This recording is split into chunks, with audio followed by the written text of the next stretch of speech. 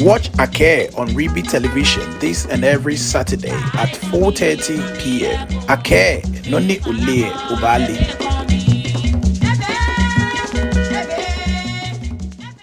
Yo be abadabi skumeko we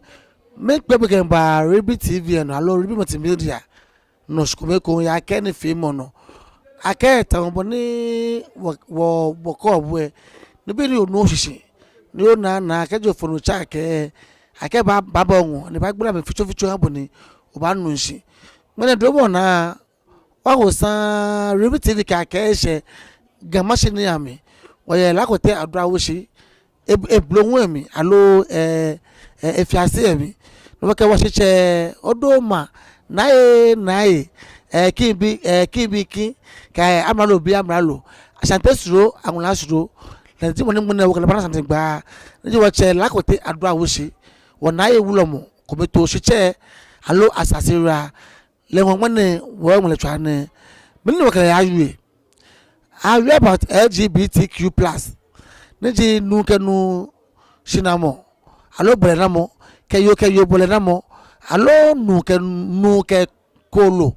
allo yo ke kolo bra fe no chole supi ne atoni angamla ni banye kolo ni bi ne yo maneno saka ni aluko wo chemene ya wo numo yin wo mene wo safike ba wo numbo Lakote Aduawushie ko de to egbe.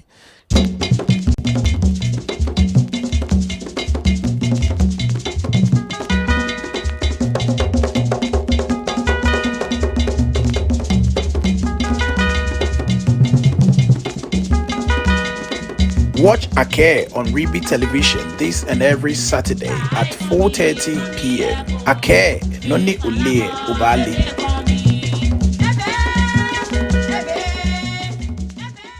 Nuumo ba odi o manye papa abla nye yo be nuumo taka boni wo gbe wo ke ba Ake ni film no yo Ribi TV no allo Ribi multimedia no kaji oba Ribi TV but when you subscribe no like no share no talk be am you no wa wi ne Nuumo yes ba me ba be san ne ka oba nu ye ma mi allo koyo mi awi no ko ncho LGBTQ ne si yo ke yo shine ke bole na mo allo nu ke no shine hile ke bole na mo he Sunday she me pilero ji LGBTQ mi ke ba ye table allo me ni ko mo gba mi fe chowo ka ke LGBTQ wo L stand for lesbians nji ye ke ye ashinamo ke abebole namo Nigeria stand for gays nji nu ke nu shine ke amesh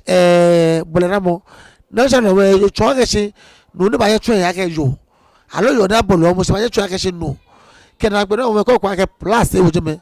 twen shi be wo sa an ke be ya hwe mi ye ake ko ba ye ma futa yi to mo ni ma se bi ye bo mo nyo ne ke kolo yon shi ni ekele ya sha ke mo ke wo allo mo ke nga no jino ni mla to ni ake awo yo manage ya spawn no Ghana ne woni mi no ko e ke yo mo ne yo yami oyura don e ma ke ne ke gbe baba o na cho ne mi nsumo poni achiotan ye masen allo nsumo poni nu jake ni e fe to mo be jele mi ke yehu mo mo ni bon won ke sipon wo ke wonyungbo ntwa ni esa ni ebale na kan ni mi Shitse Nuumo Lakote Aduawushie na iromo ehe neke gbejano to ne nwo me jake ebe wo jamo ni himejie ke ba hawo aka wo jaka je shishijie ebe mi na kan wo mi Shitse Nuumo Lakote Aduawushie ehe neke gbe baba o no che one ehe wo me ihe wo me yo ke wonu be ke gbe baba o ni ncho ne mate be ko ake LGBTQ ke onyo che na ka machele supi sande mi she Nuumo ke jo ko wo gadangbe allo gara mamu ne mi ne ke ko ne ake eye wo state wo kana kan bi eye wo Shia mi ke wo kwa mi mi jo no yo ke mo ne ke ne ko ne wo he ke jebrema noko ni yehu anyingbo ni no lehu oti yemioko ni yehu anyingbo fite jelemri brema kenkren eke nu fite jelemri Shia nyono neke yo kanu ne hewo eke la fite Sodom and Gomorrah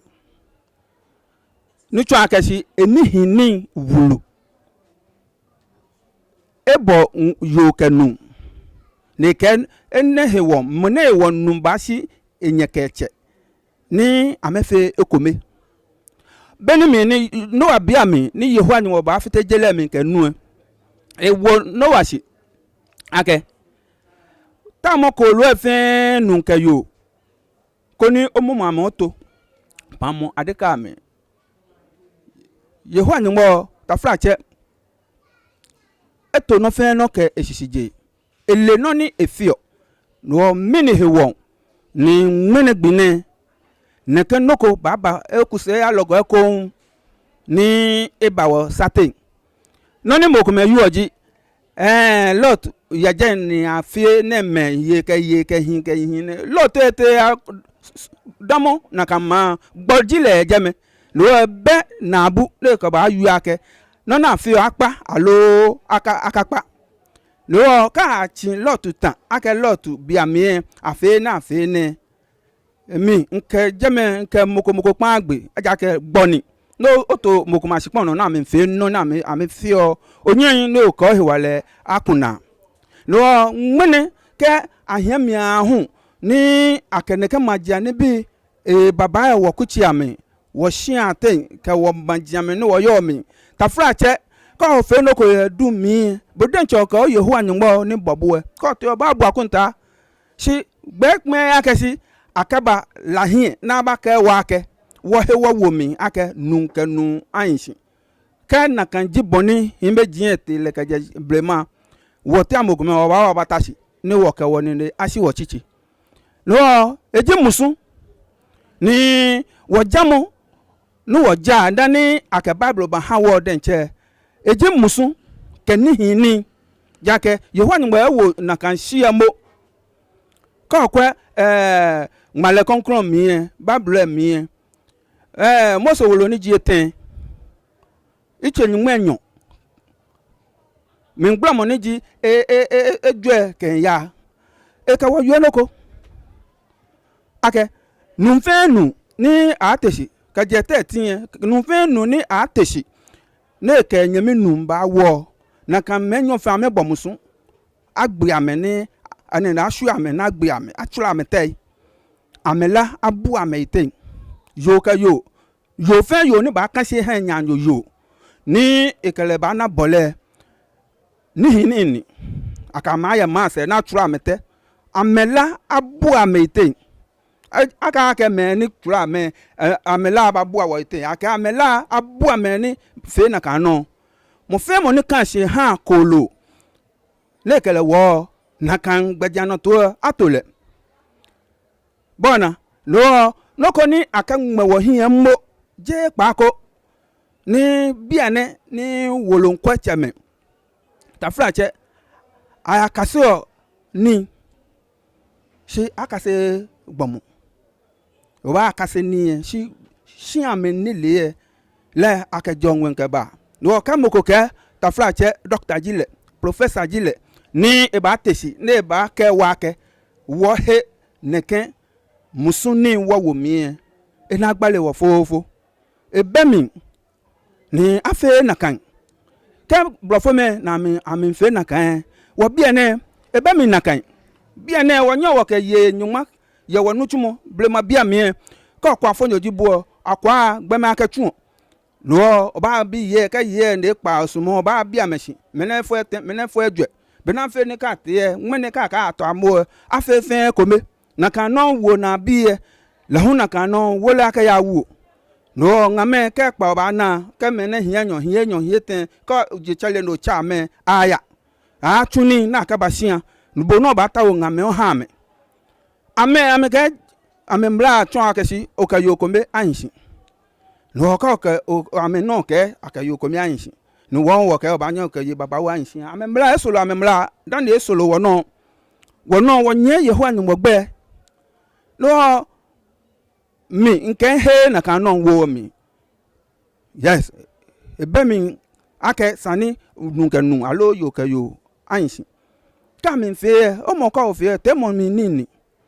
onye no wo ka ga si wa bubo klala ye ni ko wo kwe efite ni bi baba o efite ni bi baba o ta frache nu gbe e kan yohe kolo wa mu amegbe wa mu kolo amegbe kan bu ami lo fun jin amegbe eye nwe lo mi le wo ta wo no chake ke fi oten ni ke gbe eyan si te ma fe ten ni ka lonte ba yin si kenke teshi no ya podenche ele na ni fe le ene twan ke won bomusu no won chake nyongbo eyin to ke bolani ende tun e ha ka jablema won chake yin no mi he wo mi ni kan shi anfen wo he wo mi yo be boni wo che Shitse asasera Nuumo Lakote Aduawushie yue ke le he ne ke mlana wo ba ahia wo ba shi Ghana ne nuke nu anashine na mana bole halo jo ke jo anashine ko na mana bole se yo boni jo ma me amike ba shi Nuumo afọ bi ye kome ni ke jo na me tiri hiye acho me bga shi kudo be si ai una lake nu se yan yo su ye ni afọ ye kome ko na mama me ye sam ye asu ya be ene wona ke gbe me ne me ka me he woni ato ni apas ne ke lo ne anite no mu ko e ake won no ka saka ke o ke du ko pe ne fe ni to mo yo we alo yo ne fe ni to no mu gbegmo ni police mole ni mla kele yo no we mu ko ye chosemo kaja brema ne ke yino gbemene afofo ye shian jiami ni ke atete school alo ni kasemo epo na chabo kojo mesia edobo ake onyanyo men chabo kojo mesia no ke ya fo ba shian ni wo noko ni anyagioni ka o chon o fo he na kan kojo mesia na achobo nyagemo anyagebo na fe ni ohia boy no ka nu jibo o fe ni ntomonu ni yo jibo o fe ni ntomo yo boni yehu animo bobo e bobo na kan eto no fe no egbe na embo ja o gbonote ndo sa obajele mi ko ni suma ya ho no ni sanle ya ho mi si yehu animo eto no fe no no aka ke mo ko men fi ameni ntomo yi alo mo ko men fi ameni ntomo hin wo be ma ahia wo mi ake yeji ame alo hinji ame che na kan ni ta frache ka ngmene mingbi ni yojibo wasebe ni mana ta frache o ya chake ohe no ofe nu o ba nwoku mi ajake yeyi agbe ni yehin agbe ta frache a chebo lale ni beniya na ta frache o to a chake ohe o ko nu su o mo hin aba chebo la te lo alo lale no aba chebo Nuumo avara ni oyan ojumo no se mo me ka se ke janna bo na kan yen sani ke mi ke bu ape ni o so tafa se ko mi sajibo alo so to aka ke yo no so to nu mla ye gbe ni mo ka police station alo no gbe puncho mo julo na jobo ale no we mi no ko ye no eja ake obaji moko si yue mo ke chon mo yo no hani Esther 1:19 ke no le ke esa manchema ahie be no le manchema yeli kitan ko aja mede na nwa ye Persia ke medium mlawolo na chake ye min don ake moko kana kanoko aka jepo ye Ghana manemi nika oka jepo mla ka bo baye mla jino ni ka me baye Chita frache nye ni machura bote ye bi ambeni mla kanshi no wonu akasi mla won pe bi ame na ma susu neke gbejano to ne won shi ame kon shino no waka ameji ame hani ame afe ame dabi afe dabi le ameka musu bamba Ghana mano yo wacha wala do be boni wo ka wo na ji wo Nuumo Shitse odo ma na ewulomo asasera kinbiki abaro bi amraro asante suru anwura suru Lakote Aduawushie le wo ka wo ne de kele LGBTQ ne no e kele dabi akaya wo mi ma na mi akaka chuni kula ka he wo mi ma e ba hin shimo Nuumo e shiba mi ka wo ye wo mi anwe bi ane afonjo mo ashi wo wan wo ye ke ko me aka meji menu ho ti huni amachu ne kene ko ne ani tafla che ko ngbe alo to egbe ko na ka ngbe to me jinga wo no yo ke ha ne ke wo nyeme ne aka meji me ne ke be amayo ke ha wo yo oyira don se ja be pe ka ke manyeme ko mele hu fitahi Shia fen Shia men san yeme ta flache nna ko moko ake oshima Shia eyeneke jembamre wo fen wo twe wo kanu ake wajian cheme ekome romo ekome mancheme ekome onyo ochem ekondo shi eko su eke ne hegbe na yo fen mu ekome mokome yeme ne ame na kan jembamre ngani ma wu ameji hien nye lo ame gbagba me ha se bi ni ame chono kabo bomoni bofo ba omi ni bofo papa ni enmem bogbe ni oba ya neken sumi jake ko ofe na kan ba wo hemuji wo ka bofo ni domono leba mobo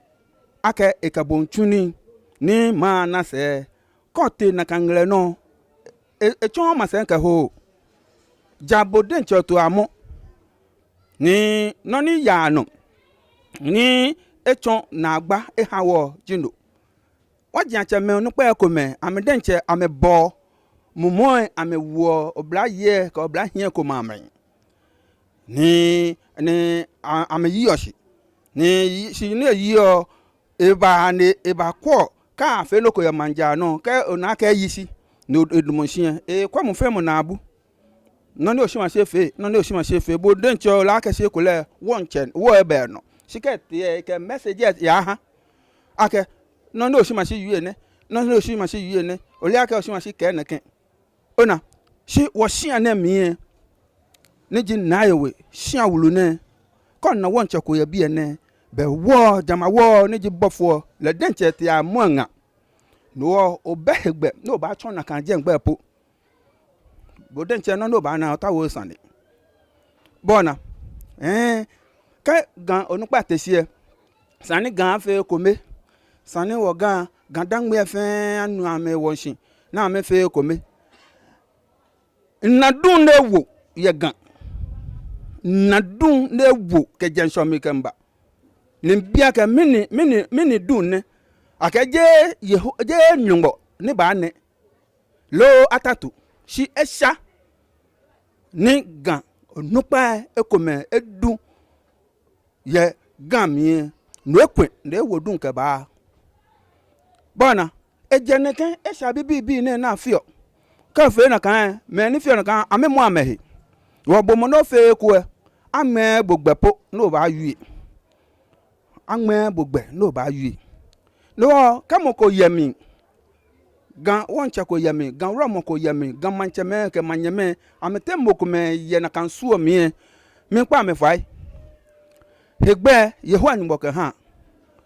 ni bo isabodani akabo ake hambu no ko he afe no kwamo no o ha me ni yo o se shika mi naka onaka shi mi mfe ko mi mata sie kami yo ba boto obonto no menkpa gan tete ke je langwa ka gbe adan ke je adan shula ka mo buto apla fin menkpa me fai ake no ni anu wonu he bia ne wo game eko be wo satin ni ka eko yemi denche se du mi afio ye no moko aka ngbegbe ni neke no na wo no ne ni eba wo satin le wafe waba wodun ni titri e wo me na wole ake chokua na atra lo wo ye akuntabu ye opreje nyingbo hin ake na wo bu atase ye mini jino no fe ene me na fe aba biwo ake beni mi na ke ne kan supi ke lesbian ke gay ke ni bi na san e bo mini jino no yue ni bo ye wo yucho mi mini jino no fio sani wo fe kron no dani ma e ba jo shika ne kan maja ni bi na ye du nshin wo hin aka bano ake mokoba nu gamahi le wo ba ya se ton jake wo ji Ghana fe hinwe wo ji Ghana fe hinwe no ka akene ba wo mi ha wo be wo ba ya se nsande ni hin ne yo be ablada bi ke ke na bi fe be boni wo Nuumo wo Shitse no ni ewie na e friend gbe ame e ke LGBTQ the lesbians, gays, bisexual, transgenders, queers ke plus fe le yele ko to egbe ame yen he wo mi e pele na ka sha he wo mi ye wo ma na mi boni wo Nuumo egbe ke ne aka le fe osofo ke wo chukuro tra lo ka gbon ne le ya he be jan yen yen it's one musu alo do ne awo wo ma na mi no ne bo ko ye o gbe ntomo ba ye no ke ba fon wo plamano bo ma ne ko like no subscribe ko no share ake Jeribi TV no okay ake no le ake ba ni o le o na me ficho twa no ba je abla wo fe.